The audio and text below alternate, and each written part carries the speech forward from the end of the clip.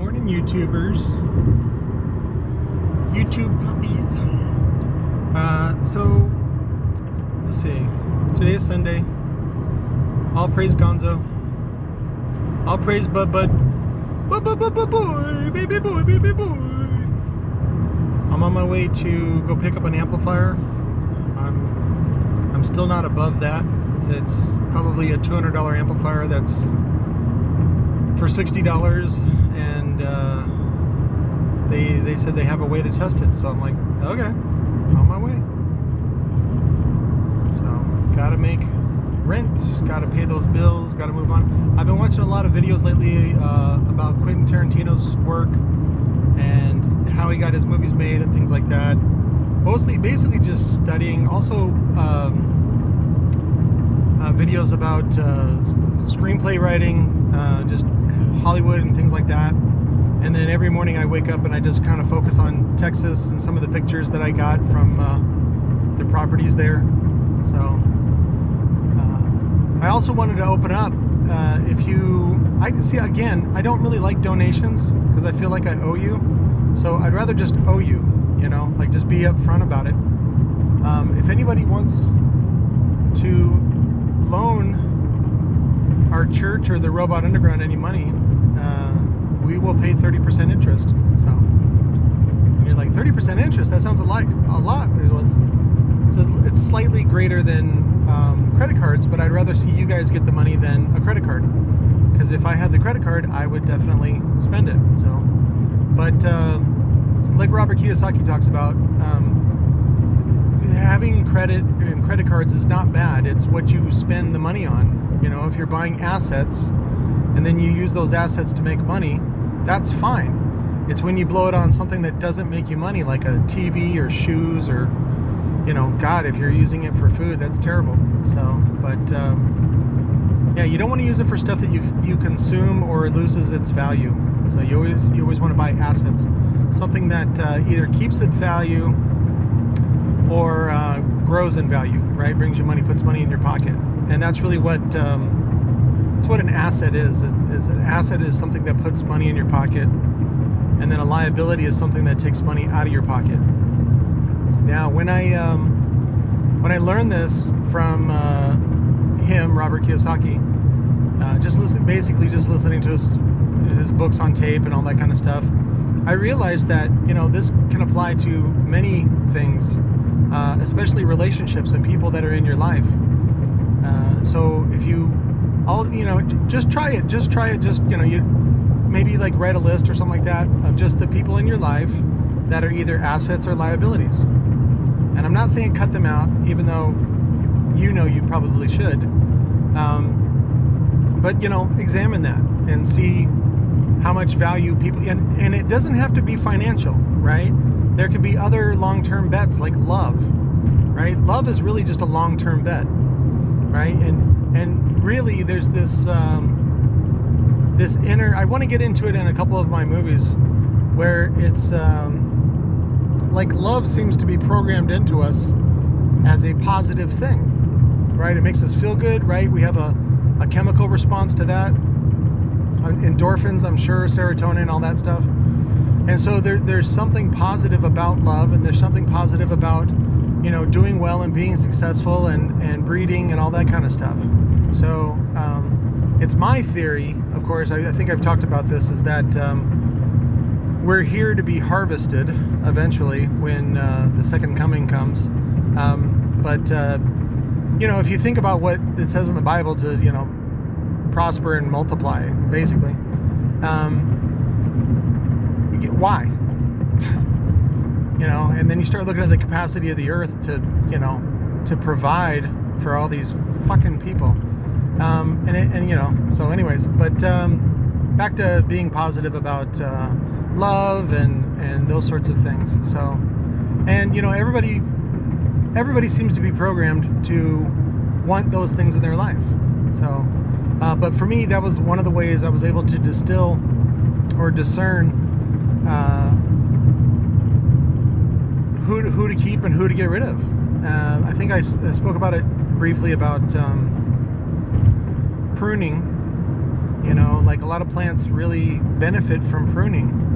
And, as children, you're like, you don't want to see anything die or anything be hurt or anything like that.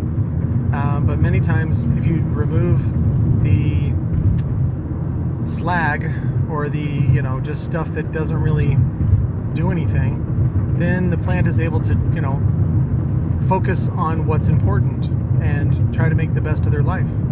And in many aspects, people are the same way.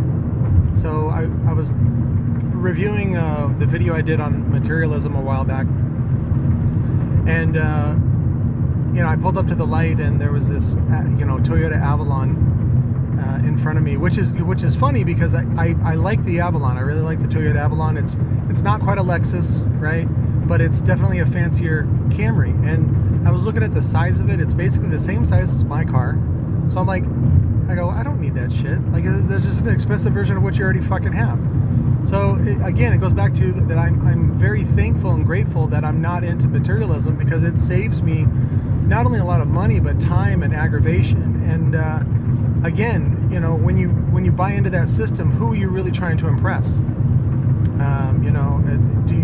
You're trying to impress people that don't give a shit about you anyway. And even if you do impress them, what are you going to do? Like, business with them? Like, those are shitty people, right? Because they're shallow and materialistic. So they're not reliable. It's not something you want to build your house on. That's a house of cards. So, which, by the way, is a really good TV show. My favorite president, I think I've mentioned him before, President Underwood. My favorite saying, of course, is if you don't like the cards you've been dealt, you can always flip over the card table. I love that. God damn it, I love that. So, but I was just cruising in the car, and I was like, you know what? I feel kind of useless listening to the radio, or I feel like I should be doing something and sharing something with you guys. So that's why I wanted to do this. But if you can, try to have some time for yourself. And I don't mean like treat yourself. That's the worst thing. Don't treat yourself. What you want to do is just have some time that you can think. Sometimes for me, that's like listening to music and then working on something. Even if it's a hobby. I was watching this interview with Dave Letterman on Needs No Introduction. It's on Netflix with Robert Downey Jr. And of course, Robert Downey Jr. is one of the people I want to have in one of my movies.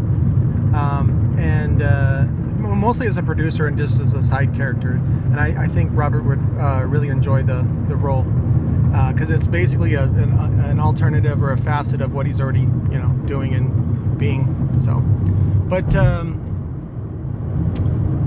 so anyways, Robert Downey Jr. was talking about some of the martial arts practices that he does, and that the meditation of life can really just be carrying the water, and there was some other mindless task that but there's a lot of ancient wisdom and also martial arts that talk about that, where when you're doing a mindless task, even if you're at like work, especially a physical labor job, dude, you can be in the zone, and then next thing you know, it's fucking break time or lunchtime or whatever, and that's really where you want to be. That's the Zen. And if you can appreciate that and be aware of that, oh my God, it gets even more rich. So it's sort of like retiring and then going back to the same job as a contractor for twice the money. So you just get to double dip. I think I gotta get off here at Thomas. So by the Children's Hospital, we're gonna let you in. So, get some time alone and just think about your thoughts and think about, what you want to do for your life. One of the biggest discoveries I had in my life, and it was, late in life, was if you're not dedicated and working on your dreams, why the fuck are you here? What the fuck are you doing? Your dreams are one of these most personal, intimate things. That's, if you really want to compare it, it's basically talking to God, right? Because this is something that's in your head, it's programmed into you, or it just exists, whatever, however you want to perceive it. But if you're not working towards that, if you're not working towards, what's the point? Elon Musk talks a lot about this, about, when you wake up in the morning, what drives you? Why are you here? So, and it's important to discover that. And if you set aside even just 10 minutes a day and I don't want to say meditate on that, but you know, you could, but just kind of give yourself some time and write some stuff down, you know, be focused on stuff. And it's okay if you're in a shitty job and you know, basically a shitty life. It doesn't have to be shitty forever. And that's what's great about, you know, no matter what country you're in, you can change your life just by changing your mind. So, but I love you guys. Take care of each other. That's where the focus is. And then, you know, just when you can, take 10 minutes off, be alone by yourself, listen to some music, and well, let's see what they're gonna do. Are they gonna get in? They better not. There we go. Everybody wins. Everybody can win, okay? Except for stereo shops. Fuck those guys. So I love you guys. Talk to you later. Bye.